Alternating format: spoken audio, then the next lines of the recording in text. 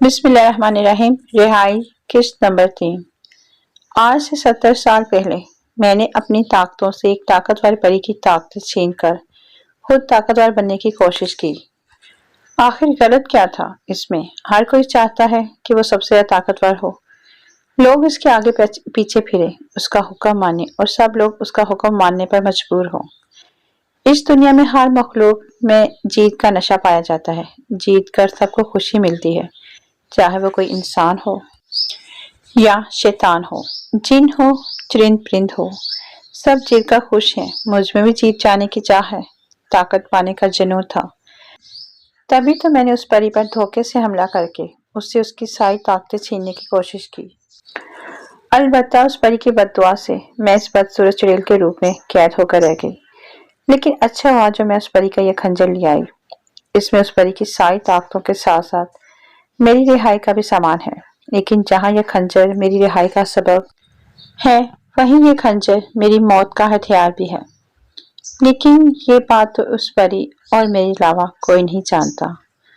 हाँ हाँ हाँ हाँ, बस अब मैंने 6 लोगों की बलि दे दी है। अब एक बचा है। अगर उस परी के हिसाब से मेरा जादू उस 7वें शिकार पर नहीं हो सकता तो कोई बात नहीं, क्योंकि 6 लोगों को आसानी से मीठा मीठा बोलकर मारने में मुझे कोई खास मजा नहीं आया। क्यों ना इस बार कुछ अलग किया जाए। शिकार को अगर पहले ही पता चल जाए कि उसका शिकार होने वाला है और बच निकलने का अब कोई रास्ता नहीं, तो उसके चेहरे पर जो डर होगा वो डर गुलनाज के लिए बिल्कुल नया होगा। वो इंसान मेरे जादू के ज़ेर असर तो नहीं आया, लेकिन वो मेरे खौफ के ज़ेर असर जरूर आएगा। कितना मजा आएगा जब वो मुझसे डरेगा, मेरी ताकतों के आगे बेबस होकर घुटने टेक देगा। वाह वाह वाह। आईने के सामने बोलकर अपना प्लान खुद ही बताते हुए उसने आंखें बंद करके खुद को बेशुमार ताकतों का मालिक तस्वर करते हुए परियों को अपना हुक्म बजा लाते हुए देखा। क्यों नहीं बताया तुमने मुझे? वो तवीज खो गया है और हमें कुछ पता नहीं है। मुझे एक बात बताओ, तुम मुझे अपना बाप मानते हो कि नहीं?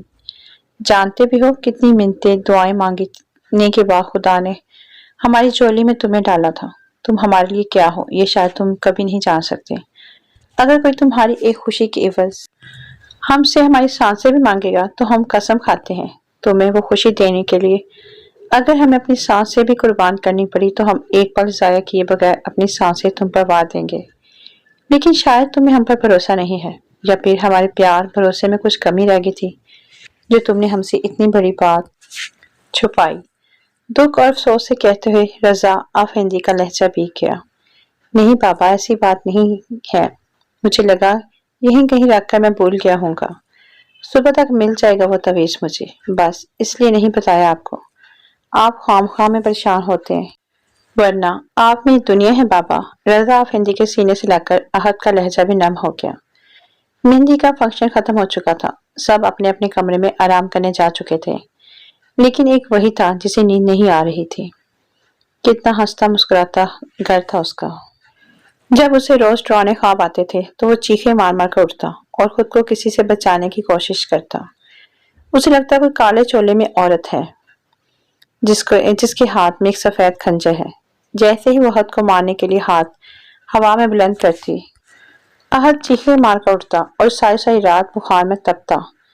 फिर रजा अफेंदी ने अपने अकलौते बेटे का जहां से हो सका हर तरह से दुआ इलाज करवाने की कोशिश की, लेकिन अहद को ये ख्वाब आना बंद ही नहीं हुए। यहाँ तक कि उन ख्वाबों के जेर असर वो दिन ब दिन कमजोर होने लगा। हर वक्त उन्हीं ख्वाबों के जेर असर रहने की वजह से कोई उसे हौले से भी बुलाता तो वो इतनी बुरी तरह से डरता कि अगले 4 घंटे तक उसका संभालना मुश्किल तरीन हो जाता। और तभी किसी ने रजा अफेंदी को जंगल में रहने वाले एक बाबा के बारे में बताया। हर बार की तरह इस बार भी रजा अफेंदी अपनी तरफ से कोई कसर नहीं छोड़ना चाहते थे, और तभी वो अहद को लेकर एक बार फिर बाबा के पास जा पहुंचे। लेकिन वहां जाकर उन्हें जो पता चला उसे सुनकर रजा अफेंदी के पांव के नीचे से जमीन खिसक गई।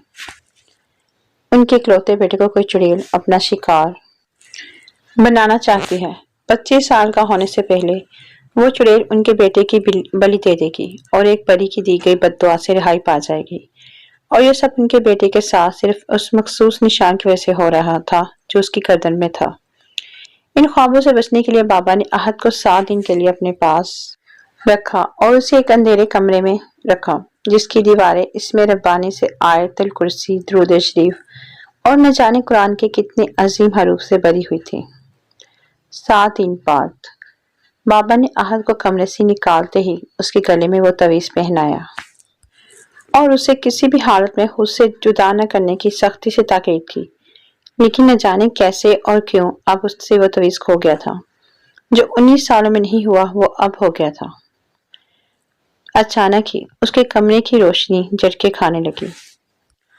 ہر طرف کی لائٹس ٹین چلنے بجھنے کے ساتھ ایک دم کمرے کی کھڑکی اچانک سے کھلی اور ایک آنکھوں کو چندیا دینے والی روشنی کمرے میں داخل ہوئی۔ احد نے اس تیز روشنی سے بچنے کے لیے اپنی آنکھوں پر ہاتھ رکھا۔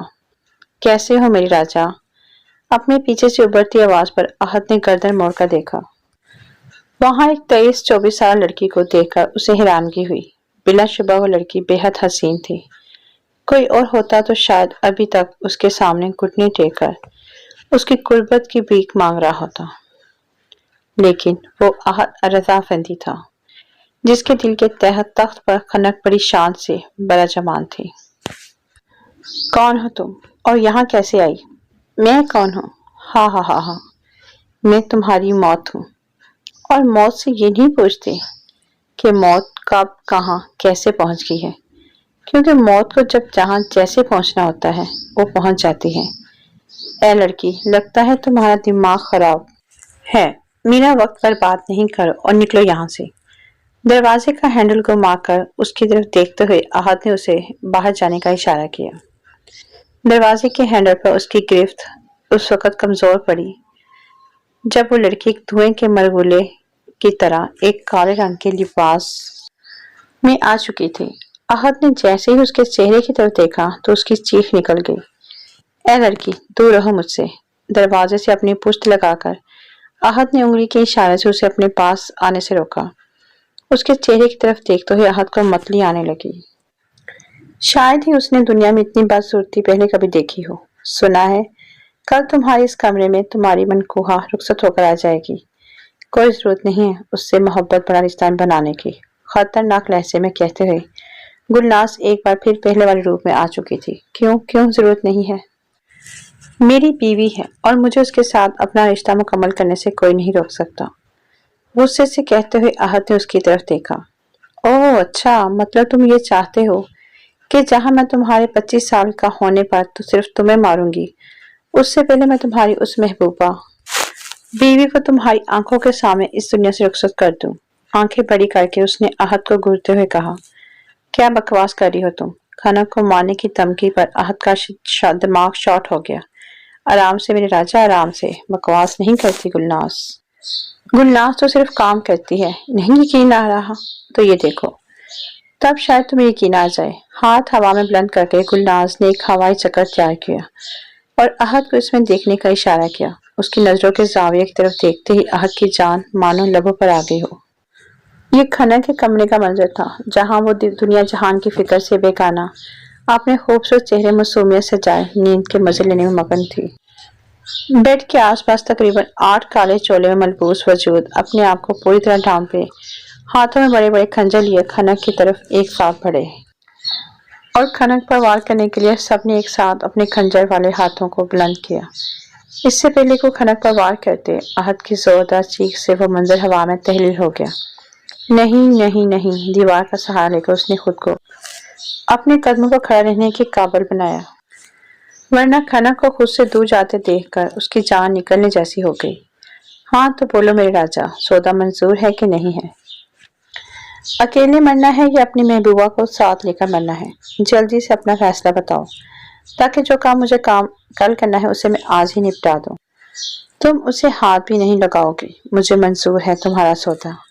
شدت ضبط سے آنکھیں زور سے بند کرتے ہوئے اس نے ایک لمبا سانس لیا۔